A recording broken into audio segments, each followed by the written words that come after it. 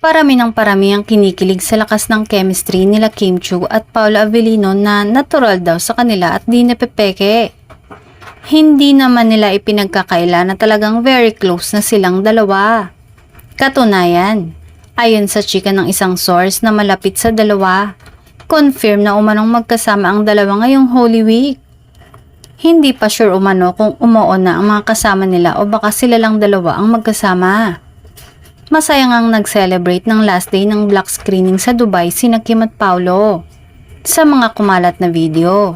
Habang nasa last day sila ng black screening, kuha ng mga Kimpo fans ang tila pagpaplano ng dalawa para sa dadating na Holy Week.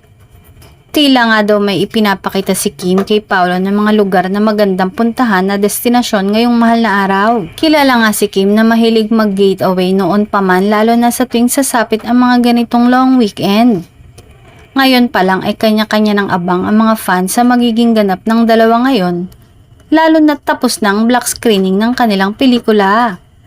Samantala, bagamat ilang beses na ring nabigo sa pag-ibig, inilahad ng kapamilya actress at TV host na si Kim Chiu na hindi naman niya sinasarado ang kanyang puso sa posibleng panibagong karelasyon. Marami pa ang nagkukumpirma sa kanilang relasyon subalit patuloy naman na nananahimik ang dalawa.